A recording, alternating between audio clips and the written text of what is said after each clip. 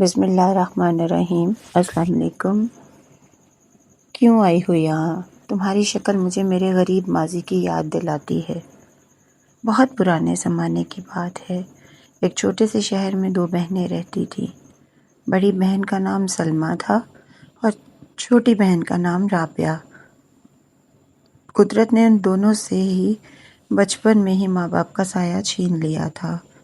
ایک حادثے میں والدین کے انتقال کے بعد دونوں بہنیں دنیا میں اکیلی رہ گئی تھیں۔ سلمیٰ نہایت صابر، محنتی اور نیک دل لڑکی تھی۔ اس نے اپنی چھوٹی بہن کو ماں باپ اور بہن تینوں بن کر پالا۔ وہ صبح سویرے اٹھتی، کھانا تیار کرتی، روٹیاں پکاتی اور بازار میں جا کر بیچتی تاکہ گھر کا خرچ چل سکے۔ دوسری طرف رابعہ خوبصورت تو تھی لیکن محنت سے دور بھاگتی تھی۔ اسے ہمیشہ ریشمی کپڑوں، زیورات، محلوں اور دولت کے خواب آتے رہتے تھے۔ جب سلمیٰ اسے کام میں ہاتھ بٹانے کو کہتی تو وہ جواب دے دیتی، میں بازاروں میں کھڑی ہو کر زندگی گزارنے کے لیے پیدا نہیں ہوئی، ایک دن میں بہت امیر بنوں گی۔ سلمیٰ پیار سے سمجھاتی، بیٹی، عزت اور کامیابی محنت سے ملتی ہے، خوابوں سے نہیں۔ مگر رابعہ اس کی باتوں پر کان نہ دھرتی۔ وقت گزرتا گیا۔ ایک دن بازار میں ایک مالدار اور معزز تاجر احمد بن یوسف آیا۔ وہ اکثر سلمیٰ کی دکان سے چیزیں خریدتا تھا۔ اس نے دونوں بہنوں کے بارے میں معلومات حاصل کیں اور ان کی نیک نامی سے متاثر ہوا۔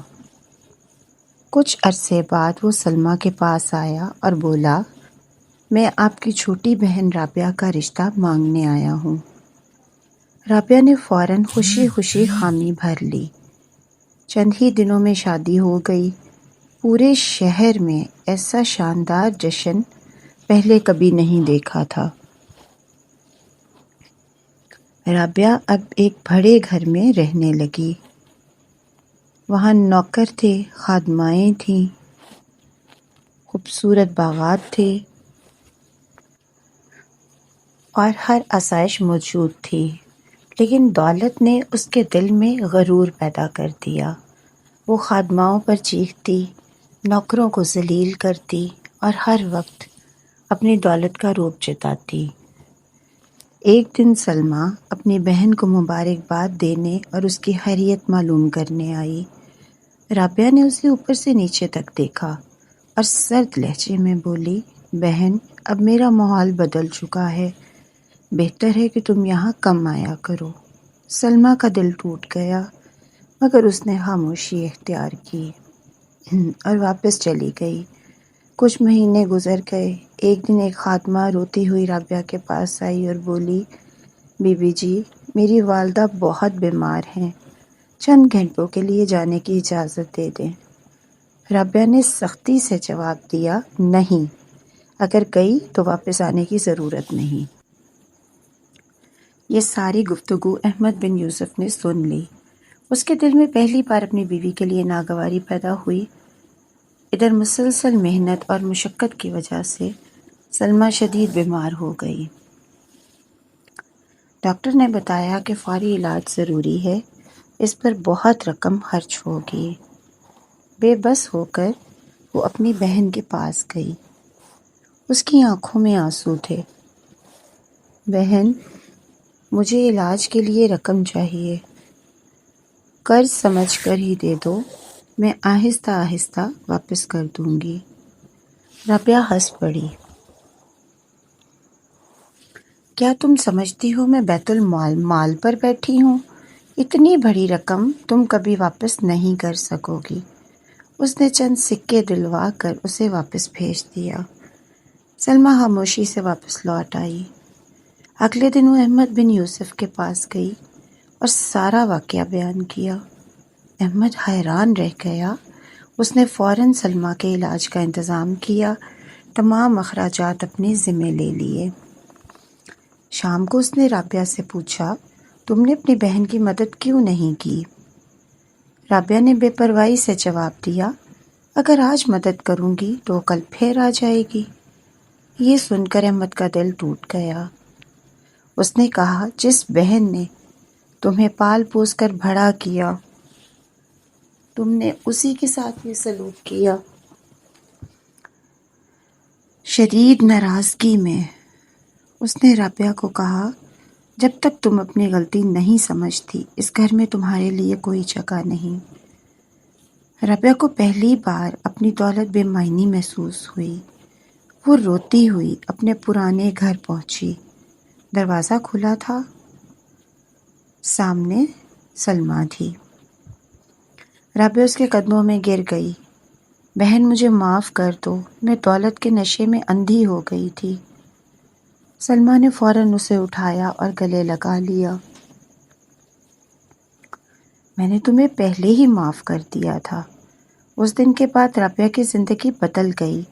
اس نے فیصلہ کیا کہ اب وہ دوسروں کے سہارے نہیں بلکہ اپنی محنت کے بل پر زندگی گزارے گی۔ اسے بچپن سے سلائی کا شوق تھا، لہٰذا اس نے سلائی سیکھنا شروع کر دی۔ پہلے ایک چھوٹا سا کمرہ لیا، پھر چند گاہک بنے، پھر ایک دکان کھولی۔ سال گزرتے گئے، محنت رنگ لائی۔ وہی رابعہ جو کبھی دولت پر غرور کرتی تھی، اب اپنی محنت کی کمائی پر فخر کرتی تھی۔ 3 سال بعد اس کا ایک بڑا سلائی مرکز اور کپڑوں کا شو روم قائم ہو چکا تھا۔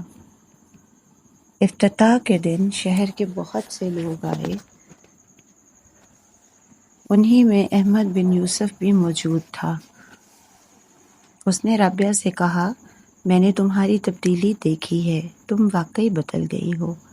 پھر اس نے کہا، اگر تم مناسب سمجھو تو واپس اپنے گھر چلی آؤ۔ رابعہ کی آنکھوں میں آنسو آ گئے۔ اس نے جواب دیا، آج میری زندگی میں سب سے اہم انسان میری بہن سلمیٰ ہے۔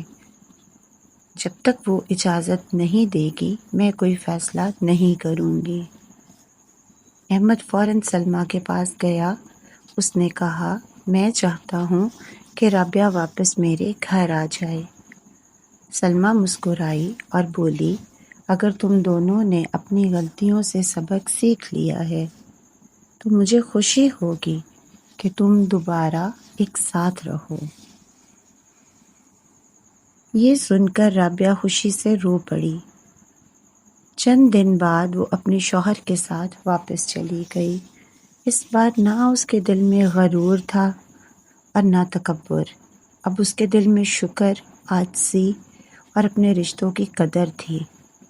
کچھ عرصے بعد سلمیٰ کی بھی شادی ہو گئی اور وہ خوش و خرم زندگی گزارنے لگی۔ یوں دونوں بہنوں نے اپنی زندگی کے مشکل ترین امتحان سے ایک بڑا سبق سیکھا۔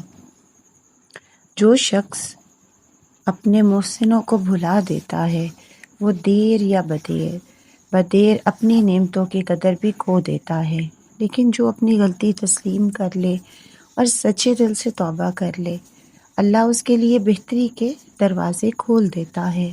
دولت انسان کو بڑا نہیں کرتی بلکہ احسان شناسی، عاجزی، رحم دلی اور اپنے رشتوں کی قدر کرنا انسان کو عظیم بناتا ہے۔ غرور وقتی ہوتا ہے مگر اچھا اخلاق ہمیشہ زندہ رہتا ہے۔ اگر آپ کو یہ کہانی اچھی لگی ہو تو اپنی رائے کا اظہار ضرور کیجیے گا۔ اللہ پاک ہم سب کا حامی و ناصر ہو، آمین ثم آمین، جزاک اللہ۔